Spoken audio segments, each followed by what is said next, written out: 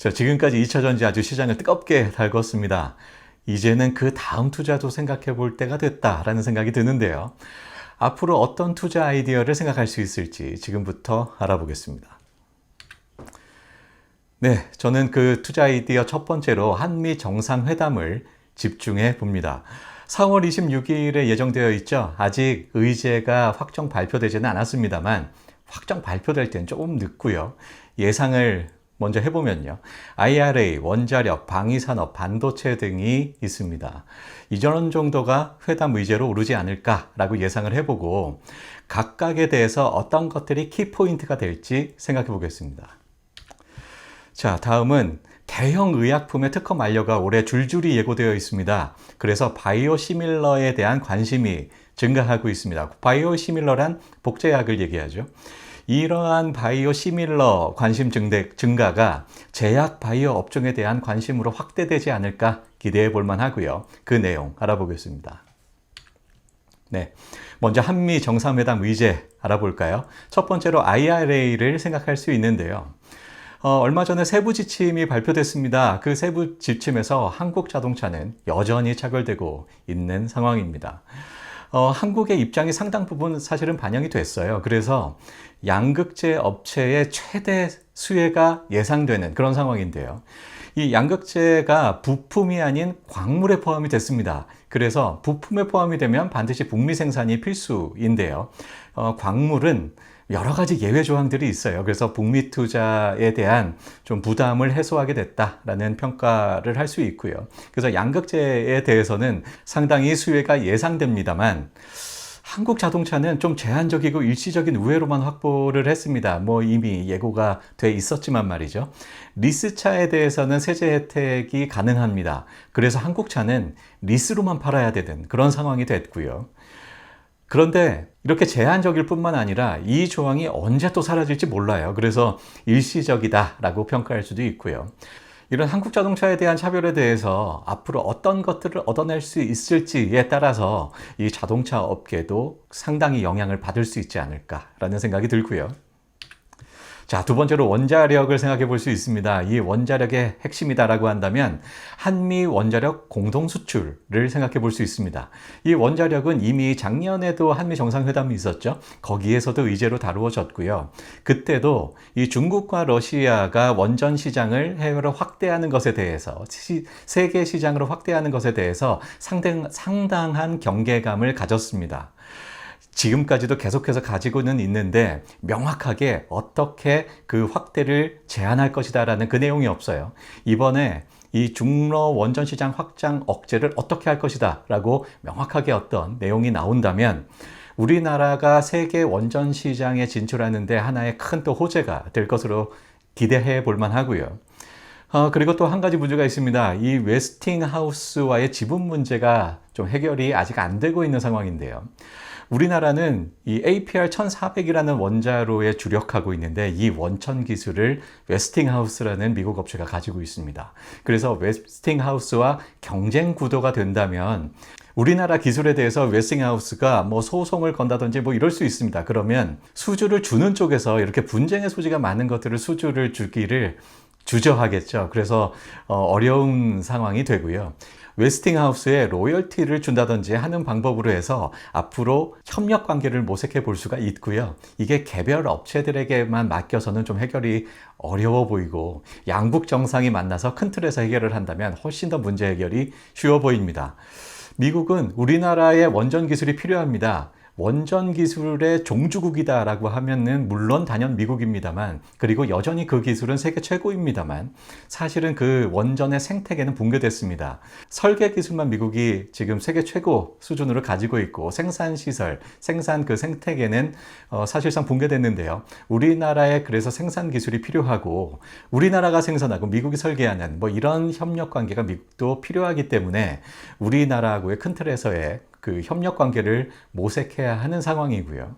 양국 정상이 만나서 이 원전 분야에서 큰 틀에서의 이런 합의가 있다면 원전 업종에 대해서 앞으로 좋은 주가 흐름도 예상해 볼 수 있지 않을까 생각됩니다. 자, 다음은 방위산업입니다. 방위산업의 키워드다라고 한다면 국방상호 조달 협정을 들 수 있습니다. 국방 분야의 FTA다라고 평가할 수 있는데요. 미국은 이 미국산 우선 구매 제도를 국방 분야에서 운영하고 있습니다. 이게 뭐냐면 미국에 무기를 수출하기 위해선 그 제품의 55% 이상의 미국 부품을 적용해야 합니다. 그렇지 않으면 이 수출 원가의 50% 할증을 부과를 해요. 10,000원의 제품을 내놨는데 15,000원이 되는 셈이죠. 그래서 사실상 미국 시장에 들어갈 수가 없습니다. 그런데 이 국방상호 조달 협정을 체결을 하면 55%의 미국산 부품을 사용하지 않더라도 50%의 할증을 면제받을 수가 있습니다. 심사를 통해서요. 그렇기 때문에 이 국방 분야의 FTA다, 무역 장벽을 제거하는 협정이다 라고 평가할 수 있는데요.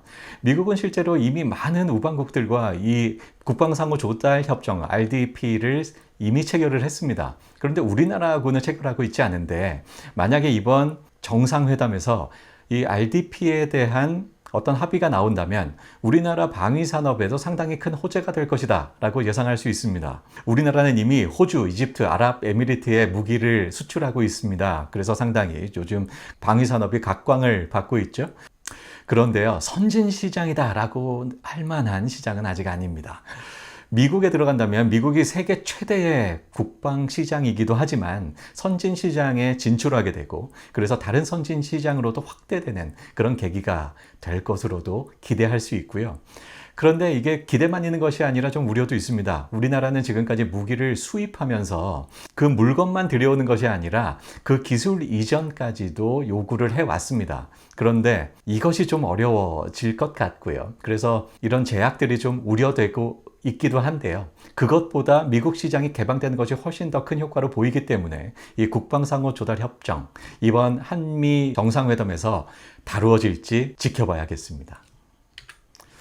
자, 다음은 반도체입니다. 이 반도체에서 한미 정상회담에서 다뤄질 의제의 핵심이다라고 한다면 반도체 지원법이죠. 이 반도체 지원법이 아주 여러 가지의 독소 조항을 가지고 있기 때문인데요. 반도체 지원법은 반도체 생산 지원금을 주겠다라는 겁니다. 그래서 이 지원금을 신청을 하면 기술 준비성, 사업성, 재무 건전성, 경제성, 국가 안보까지 고려를 해서 이 지원금을 주고요. 지원금을 받으면 여러 가지 독소 조항 중에 대표적으로 시설을 공개해야 합니다. 이 반도체 생산 라인은 그 시설, 그 자체가 핵심 기술인데요. 이 핵심 기술들을 다 공개해야 되는 그런 상황이 되고요. 그리고 사업성 평가를 위해서 사업계획서도 내겠죠. 예상 실적 대비 초과 실적이 발생하면 그 초과 수익도 반납해야 되는 조항도 있고요. 또 장비의 중국 수출이 통제됩니다. 우리나라는 SK하이닉스나 삼성전자 모두 중국에 그 생산 시설이 있습니다. 생산량의 한 반은 중국에서 생산을 한다라고 해도 과언이 아니죠. 그런데 장비를 중국 공장으로 보내지 못하면 시설이 점점 노후화되고 그래서 경쟁력을 잃게 됩니다. 그래서 이 조항도 상당히 우려되는 대목인데요. 이런 것들에 대해서 한국 업체에 대해서는 예외나 유예 규정들을 추가로 좀 받아낼 수 있다면 이 반도체 업계에도 상당히 큰 호재가 되지 않을까라고 생각되고요. 이번에 한미 정상회담에서 반도체 분야, 반도체 지원법이 핵심이고 여기에서 무엇을 얻어낼 것인가가 아주 중요한 내용으로 보입니다. 자, 정리 좀 해볼까요? 먼저 IRA 제시를 해드렸는데요. 이 IRA의 키워드다라고 한다면 한국차 차별 해소를 들 수가 있고 이게 가능해지면 수혜 업종으로 자동차 그리고 부품 업체들이 될 것 같고요. 자, 다음은 원자력 분야죠. 원자력 분야에서는 중국과 러시아의 원전 세계화 억제 그리고 웨스팅하우스와의 협력 이 키워드다라고 할 수 있고요. 이게 가능해진다면 이 원전의 설계와 생산하는 분야에서 수혜가 예상됩니다. 자, 다음은 방위산업인데요. 방위산업의 키워드다라고 한다면 국방상호 조달 협정 말씀드렸고요. 이게 가능해진다 그렇다면 국방과 항공산업 분야에서 수혜가 예상됩니다.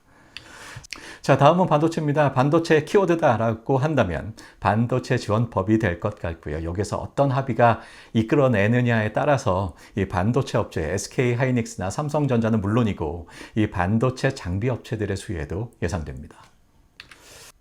자, 다음은 제약 바이오 분야입니다. 제약 바이오 분야가 지금까지 많이 소외됐죠. 코로나19 이후에 제약 바이오 분야에 대해서 많이 소외된 상황인데요.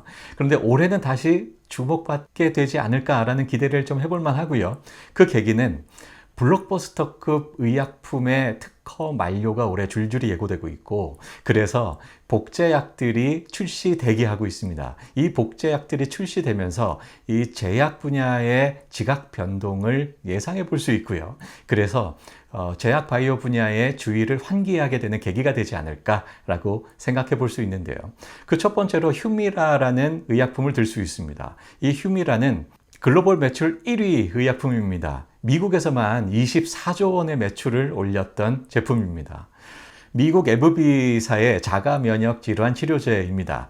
이미 특허는 2016년에 주요 특허가 다 만료가 됐어요. 그런데 에브비사와 글로벌 제약사들 간의 합의가 2023년에 복제약을 출시하자라고 합의가 됐습니다.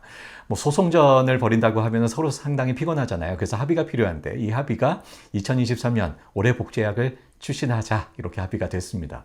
그래서 올해 이 휴미라 복제약이 출시가 예고가 되어 있고요. FDA 허가가 완료된 바이오시밀러만 8개사의 제품에 이릅니다. 미국이 그 절반을 차지하고 있고요. 우리나라도 삼성 바이오에피스가 이미 FDA 허가 신청을 완료했고 7월 출시 예정에 있습니다. 셀트리온도 가만히 있을 수 없죠. 셀트리온이 FDA 승인을 5월에 받을 것으로 기대되고요. 그래서 7월에 출시하겠다라고 예고하고 있습니다. 이 휴미라 복제약이 출시되면서 제약업계 이 시장 판도에 상당한 변화가 예상이 되고요.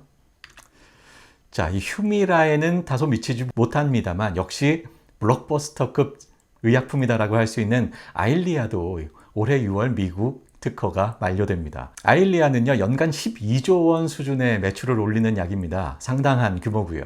리제네론사의 이 황반변성 치료제입니다. 휴미라보다는 진도가 좀 늦죠? 그 FDA 허가 신청을 한 회사가 비아트리스라는 회사가 있고요. 우리나라에는 역시 대표적인 바이오 업체죠. 셀트리온, 삼성 바이오에피스가 준비 중에 있고요. 그리고 알테오젠, 삼천당 제약 등이 있습니다. 자, 다음은 스텔라라라는 의약품인데요. 9월에 미국 특허가 종료됩니다. 그래서 많은 회사들이 또 준비를 하고 있죠.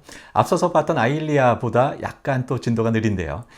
글로벌 매출 연간 약 12조 원으로 그 규모는 유사하고요. 얀센사의 자가면역 질환 치료제입니다. 3상 시험이 진행 중에 있거나 완료된 그런 상태에 있고요. 우리나라에는 역시 셀트리온 그리고 삼성 바이오에피스가 있고 동아 ST 등이 준비하고 있습니다. 지금까지 블록버스터급 의약품에 대해서 소개를 해드렸는데요. 이 외에도 여러 가지가 있습니다. 이러한 변화들이 제약 바이오 분야에 바람을 일으킬 수 있을지 기대해 볼 만한 일일 것 같고요. 자, 2차 전지 투자 그 이후에 대해서 생각을 해봤는데요. 투자 아이디어로서 한미 정상회담과 제약 바이오 분야를 들었습니다. 각각의 또 세부 영역에 대해서 또 특별히 관심 가져야 될 만한 내용이 뭘지, 그리고 어떤 업종들을 특별히 더 관심을 가져야 될지 앞으로 차차 알아보기로 하고요. 오늘은 여기까지 하겠습니다. 도움이 된다, 뭐 해야 된다고요? 구독, 좋아요 부탁드리고요. 여기까지 하겠습니다. 감사합니다.